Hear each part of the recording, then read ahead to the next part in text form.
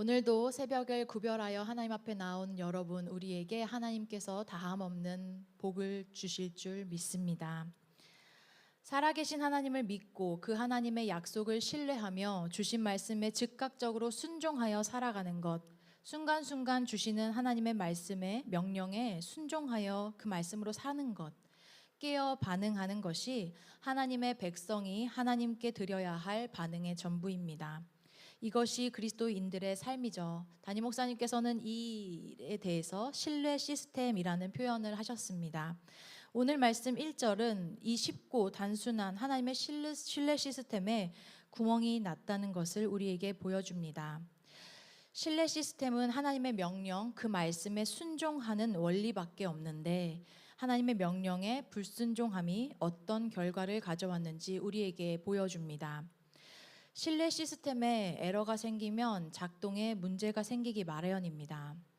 삐그덕거리던 머신이 우당탕 하다가 망가져 버리는 것입니다. 하나님께서는 여호수아와 이스라엘 백성에게 너희는 거룩하라 말씀하셨습니다. 거룩한 것은 무엇일까요? 하나님 앞에서 정직하라, 하나님께 성결하라, 자신을 지켜 보호하라, 하나님께 나아가기에 부정함이 없게 하라는 것이죠. 점도 흠도 없는 정결한 짐승을 잡아 하나님께 나아가기에 부정했던 그 모든 속죄를 대신하여 드리는 것처럼 하나님께서 보시기에 정결하게, 흠이 없게, 부정함이 없는 자로 깨어 있으라 하나님 말씀하셨습니다. 그리고 그 명령하신 말씀에 즉각 반응해 순종하여 나아가는 것입니다. 이 신뢰 시스템이 망가지는 것은 단순한 원리인 하나님의 말씀이 주어졌고 그 말씀의 백성이 순종하여 반응하면 작동하는 것인데, 하나님의 말씀을 백성이 듣지 않고 무슨 말씀을 하셨는지 모르거나 그 말씀을 듣고도 그 말씀에 따라 순종하지 않거나 그대로 순종하지 않고 순종하는 척만 하면 이 시스템은 제대로 작동되지 않는 것입니다. 아간의 범죄가 그랬습니다. 앞서 여호수아 6장에서는 하나님께서 여리고성의 전투에서 이스라엘 백성들을 승리할 것으로 약속하셨습니다. 이 승리를 얻기 위한 방법은 승리를 한 후 이스라엘 백성이 드려야 할 것에 대한 명령까지도 이어졌습니다. 이 전쟁에서 하나님께서 약속하신 승리를 얻기 위해서 이스라엘 백성들은 하나님이 명령하신 대로 이 여리고성을 돌았고 그 승리를 얻게 되었습니다. 승리를 거두고 난 후도 중요했습니다. 이스라엘 백성이 취할 전리품은 하나님께서 없다 말씀하셨습니다. 모든 생명을 진멸하라 명령하셨고 그곳에서 얻은 것은 불사르고 그 중에 은금, 동철 기구를 여호와의 집 곳간에 두라 명령하셨습니다. 하나님의 말씀대로 이스라엘 백성들은 즉각 반응해 여리고성을 7일간 그렇게 돌았습니다. 말도 안 되는 일이 그들 눈앞에서 벌어졌죠. 견고하였던 그 여리고성이 무너지고 전쟁의 승리를 얻게 되었습니다. 하나님과 하나님 백성 사이의 신뢰 시스템이 원활하게 작동된 것입니다. 이 신뢰 시스템은 중단되지 않습니다. 365일 연중 무휴 그렇게 가동되어지는 시스템입니다. 하나님은 졸지도 않으시고 쉬지도 않으시는 하나님이십니다. 하나님과 그 백성 사이의 언약은 체결되었고 그 언약을 이루기까지 하나님은 계속 일하십니다. 전쟁 중이나 전쟁 후나 동일하게 이 신뢰 시스템 아래 하나님의 백성은 은혜를 누리며 살아가게 됩니다. 전쟁은 하나님의 명령에 따라 승리할 것이고 전쟁 후에 얻은 평화는 그들이 누리고 살면 되는 것입니다. 그런데 이 신뢰 시스템에 문제가 생긴 것입니다. 아간의 불순종입니다. 한 사람이 예수를 믿으면 그 집이 구원을 얻으리라 하셨던 그 말씀처럼 은혜의 여파가 한 사람에게서 그 집안을 구원하는 데까지 영향을 미칩니다. 마찬가지로 한 사람의 불순종, 그 불순종은 이스라엘 온 지파가 하나님 앞에 불순종한 결과로 이어집니다. 하나님께서는 아간의 불순종을 말씀하시고 이어 여호수아와 이스라엘 백성이 아이성을 정탐하여 그 전쟁을 치르는 모습을 우리에게 들려주십니다. 여호수아는 이전과 동일하게 정탐꾼들을 보내어 아이성의 상태를 살피고 오게 하였습니다. 하나님의 약속은 분명했습니다. 하나님이 그 땅을 주시리라 말씀하셨기 때문입니다. 그래서 여호수아는 그 말씀을 믿고 전쟁을 치를 준비를 한 것입니다. 정탐꾼들은 아이성을 다녀왔고 그 일에 대해서 보고하죠. 그들은 말합니다. 아이성은 작으니 2천, 3천 명 정도의 병력이면 충분히 이길 수 있겠습니다. 여리고성에서 약 13km 정도 떨어져 위치하고 있는 이 아이성, 그 아이라는 성의 뜻은 황폐함이라는 의미를 가지고 있습니다.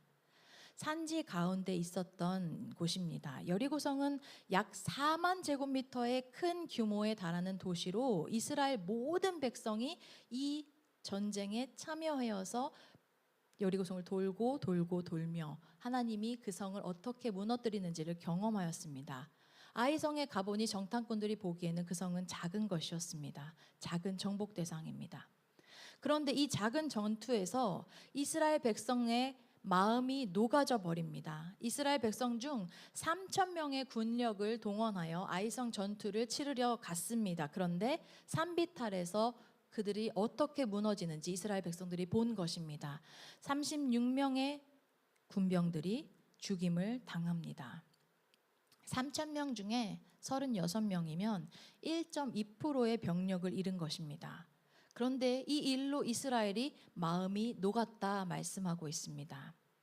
하나님과 백성 사이에 이 신뢰 시스템의 균열이 일어나면 1%도 안 되는 이 작은 구멍 같아 보이는 것이 이스라엘 백성 전체를 흔들어 버리는 아주 심각한 고장, 불구의 상태로 만드는 데 충분한 것이었습니다. 우리가 하나님과의 관계에서 이 신뢰 시스템에 문제가 생겨버리면 어떻게 해야 할까요? 여호수아가 보인 모습은 우리는 이 신뢰 시스템의 균형을 다시 작동하게 할 수 있다라는 것을 알게 합니다. 여호수아는 아이성과의 전투에서 36명의 사람들을 잃게 되고 이스라엘이 간담이 녹아버린 것을 보며 뭔가 잘못되었다는 것을 알고 즉각 하나님 앞에 엎드립니다. 신뢰 시스템의 작동 원리는 하나님의 명령으로부터 시작합니다. 하나님의 말씀에 대해 이스라엘 백성들은 즉각적으로 순종하여 반응하였고 여호수아는 이게 무너져 있는 것을 바라보며 무엇을 우리가 놓치고 있는지 그것을 알기 위해 바로 하나님 앞에 엎드려 하나님의 말씀을 구하였습니다.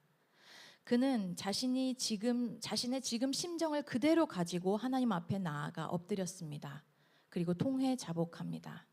6절에서 말씀합니다. 여호수아는 옷을 찢고 이스라엘의 장로들과 함께 여호와의 궤 앞에서 땅에 엎드려 머리에 티끌을 뒤집어 쓰고 저물도록 있었다 말씀하고 있습니다. 하루 종일 궤 앞에서 여호수아와 이스라엘의 장로들, 리더들이 엎드린 것입니다.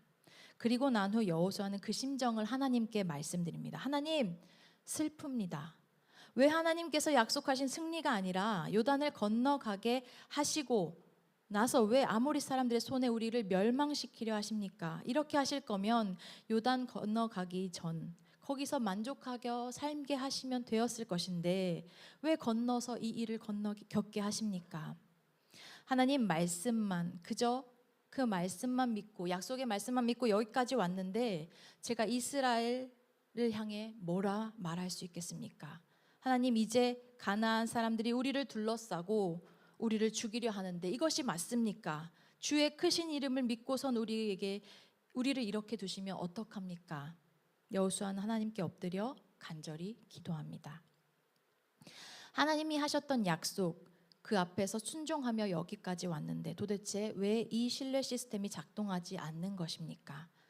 주님의 크신 이름의 명예가 실추되는 사건이 도대체 왜 일어나는 것입니까? 제가 이스라엘 백성에게 뭐라 말하겠으며 우리를 보고 마음이 녹았던 가나안이 이제 우리를 애워싸 죽이려 드는데 어찌 하나님의 백성이라 우리를 부르고 이대로 두시렵니까?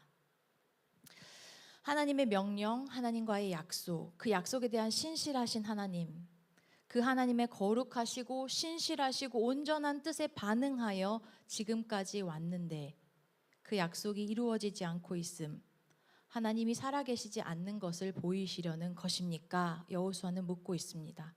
하나님의 손에서 우리가 버림받았다는 것입니까? 이제 우리는 무엇을 믿고 의지하며 나아가야 합니까? 이렇게 여기서 죽는 것이 맞습니까? 슬픕니다. 주님을 믿고 사는 것이 도대체 무엇입니까? 질문하게 됩니다. 하나님의 백성은 하나님의 말씀에 순종함으로 그가 하시는 기이한 일을 경험하는 은혜로 살아갑니다. 그런데 이 신뢰 시스템이 작동하지 않으니 삶의 이유가 흔들려 버린 것입니다. 살아계신 하나님이 우리를 지키시고 보호하셔야 하는데 하나님의 약속은 반드시 그의 말씀에 순종하는 자에게 이루어져야 마땅한데 그 작동 원리에 따라 작동하지 않으니 답답한 것입니다. 도대체 왜요, 주님? 이제 어떻게 해요, 주님? 여호수아가 할 수 있는 것은 주께 엎드려 주님 약속하셨잖아요. 주님 살아계시잖아요. 도대체 왜요? 우리가 할 것은 순종뿐이었는걸요. 이제 어떻게 해야 하나요? 그들에게 승리를 약속하신 하나님께 왜 약속을 어기세요, 하나님? 하나님 그런 분 아니시잖아요. 묻는 것뿐이었습니다. 믿음의 싸움을 싸우다가 우리는 이 질문을 하나님께 드리는 순간을 맞이하게 됩니다. 살아계신 하나님을 믿고 살아가는 우리는 말도 안 되는 비상식적인 하나님의 일을 경험하며 놀라운 하나님과 동행하는 그 감격으로, 그 기쁨으로 정말 살아가는데 상상할 수 없는 하나님의 하나님 되심을 직접 눈으로 보고 손으로 만지며 살아가는 은혜를 경험했는데 지금 반대로 하나님의 뜻이 어디 간 것인가? 당연한 결과값으로 주어져야 할 일이 되지 않는 이 황당한 상황 앞에서 절망을 경험한 것입니다. 아이성은 작았습니다. 3,000명의 병력이면 충분히 이길 수 있었는데 그동안 하나님의 방식과 신뢰 시스템에 따르면 당연히 승리를 해야 마땅한 전투인데 말도 안 되게 진 것입니다.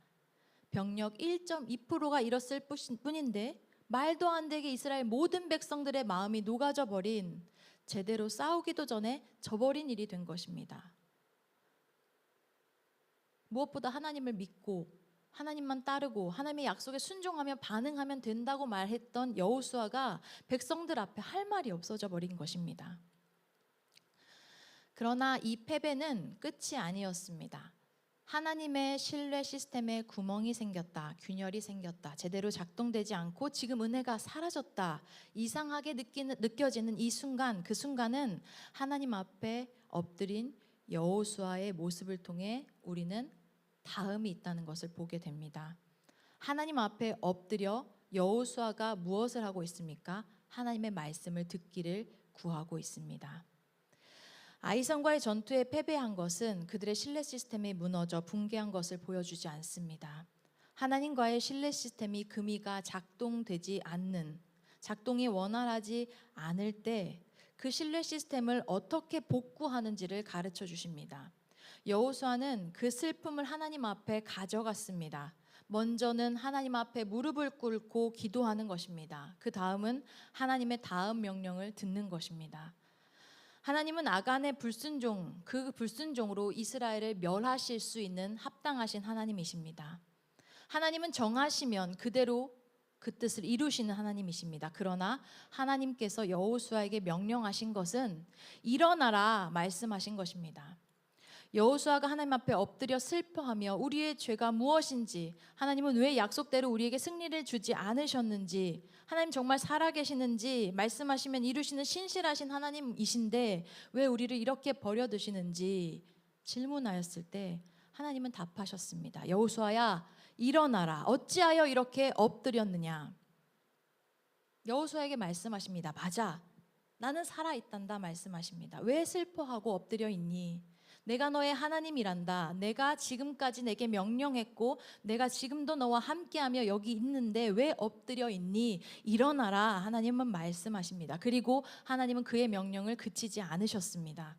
이스라엘을 버리지 않으셨습니다. 신뢰 시스템에 이상이 없다고 말씀하십니다. 여호수아야, 지금 이 시스템이 제대로 작동되지 않는 것은 이스라엘의 범죄함으로 나와의 언약을 어겼고 내게 온전히 바쳐야 할 물건을 가져가 도둑질하고 속이며 그 안에 그 물건을 두었기 때문이라 말씀하십니다. 그래서 너희는 아이성과의 전투에서 질 수밖에 없단다. 그 원수를 막을 수가 없단다. 마치 너희가 온전히 박친 물건을 도둑질하여 너희 안에 둔 것처럼 아이성이 너희가 숨겨둔 것 마냥 남아서 너희를 무너뜨리는 것이다 말씀하십니다. 그 불순종을 완전히 없애지 않으면 내가 다시는 너희와 함께 있지 않을 것이다 말씀하십니다. 13절의 말씀 같이 함께 읽어보겠습니다. 너는 일어나서 백성을 거룩하게 하여 이르기를 너희는 내일을 위하여 스스로 거룩하게 하라. 이스라엘의 하나님 여호와의 말씀에 이스라엘아 너희 가운데에 온전히 바친 물건이 있나니 너희가 그 온전히 바친 물건을 너희 가운데에서 제하기까지는 내 원수들 앞에 능히 맞서지 못하리라. 아멘. 하나님께서 원하시는 것은 하나님과 백성 사이의 신뢰 시스템을 다시 작동하기 원하시는 것이었습니다. 그러기 위해 이스라엘의 정직이 요청되었고 온전한 순종이 요청되었습니다. 하나님의 말씀에 따라 그대로 행하는 것을 이스라엘이 다시 해야 될 일이었습니다. 그러면 하나님은 일하신다 말씀하십니다. 다시 일어서서 하나님의 말씀에 순종하여 나아가면 된다 말씀하십니다. 불순종의 모든 것을 제하여 버리는 것입니다. 여호수아는 하나님의 말씀대로 다음 날 제비를 뽑습니다. 그리고 그 시스템의 오류를 일으키는 원인이 무엇인지 추적하여 그 뿌리를 뽑습니다. 여호와의 언약을 어기고 이스라엘의 망령된 일을 한 그와 그의 모든 소유를 불사릅니다. 하나님과 하나님 백성 사이의 신뢰 시스템은 멈추지 않고 계속 작동합니다. 작동 원리대로 하나님은 말씀하시고 백성은 그 말씀에 따라 사는 것입니다. 하나님의 약속을 믿고 그 약속을 따라 그 말씀에 순종하여 즉각 반응하는 것입니다. 하나님 앞에 거룩하게 자신을 지킨 백성들은 그 말씀을 너무도 분명히 들을 수 있고 알 수 있고 그 명령을 따르기만 하면 하나님은 놀라운 일을 하시고 그 범람한 요단을 건너게도 하시고 견고했던 여리고성을 무너뜨리기도 하시는 하나님을 직접 경험하며 살아갈 수 있습니다. 그러나 그 말씀 듣기에 둔하여지면 그 말씀에 따르는 것이 아니라 내 안에 있는 육신의 정욕과 탐심에 눈과 귀를 어둡게 하고 가두어두면 순종하지 않으면 그 기이한 일을 보기는커녕 될 일도 안 되는 그 일에 그 상황에 처하게 됩니다. 하지만 그렇다고 그 신뢰 시스템은 무너지지 않습니다. 여호수아가 보여준 것처럼 전쟁의 승패와 상관없이 하나님을 신뢰하고 그 앞에 엎드려 그 다음 명령을 구하면 되는 것입니다. 하나님은 살아계시고 엎드린 그 백성에게 말씀하시는 하나님이십니다. 그 다음 기이한 일을 준비하여 두시고 그 기이한 일에 참여하기를 요청하십니다.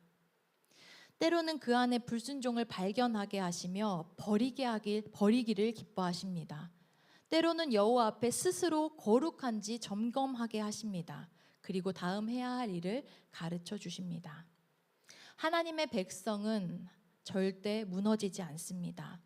아이선 전투에서 36명의 병력을 잃었다고 간담이 녹을 필요가 없습니다. 여전히 우리가 믿고 따르는 하나님은 살아계신 하나님이십니다. 이 땅을 창조하시고 다스리시는 하나님이십니다. 전능하신 하나님이십니다. 만물이 엎드려 주 여호와 하나님을 높이고 경배합니다. 그의 백성이 할 것은 하나님의 약속을 믿고 그 약속을 신실하게 이루시는 하나님의 말씀을 듣는 것이고 그 말씀에 즉각 순종하며 나아가는 것입니다. 그리고 그 다음에 하실 일들을 기다리는 것입니다. 우리가 믿는 하나님은 살아계신 하나님이십니다. 그 하나님이 오늘도 우리와 함께 하시며 그의 놀라운 일을 보여주시기를 기뻐하십니다. 아이성 전투에서 패배하여 마음이 녹아버린 이스라엘 백성, 그 안에 여호수아가 있었습니다. 끝까지 하나님을 신뢰하고 그 하나님의 하나님 되심을 오히려 하나님께 묻고 질문하며 그의 말씀 듣기를 간구한 한 사람, 그 한 사람이면 충분했습니다. 이스라엘은 거기서 죽지 않고 다음 살 길을 따라 아이성을 얻게 됩니다. 하나님께 간구하였고 하나님의 약속을 얻었던 일들은 실패하지 않습니다. 하나님 앞에 묻고 그 다음 하나님의 하실 일을 기대하시기 바랍니다. 거기서 그냥 내버려 두시려는 것이 아니라 업그레이드된 신뢰 시스템으로 끄떡없이 그 다음 믿음의 싸움을 이겨나가게 하시는 하나님이십니다. 그 다음 기이한 일을 경험하게 하시는 하나님이십니다. 우리는 하나님의 백성입니다. 우리가 할 것은 하나님의 말씀을 듣고 그 말씀에 즉각 순종하여 반응하는 것입니다. 우리 안에 모든 부정함을 태우시고 정금으로 빚으시며 더 견고하여 어떤 싸움에서도 지지 않도록 최강의 군사로 세워가시는 여호와 하나님은 합당하신 하나님, 신실하신 하나님이십니다. 그러니 오늘도 믿음으로 하나님을 신뢰하고 그 앞에 나아가 그의 말씀을 듣고 그 말씀에 순종하며 우리를 드립시다. 주님이 그러셨듯 우리도 신실함으로 진실함으로 주 앞에 선자가 되기를 간구합니다. 주 앞에 주와 함께 주의 기이한 일을 경험하는 자, 넘어져도 다시 일어나 주님이 하실 다음 일들을 또 해내는 자로 나아갑시다. 오늘도 신실하신 주님이 우리와 함께 하십니다. 말씀을 기억하며 함께 찬양하면 좋겠습니다.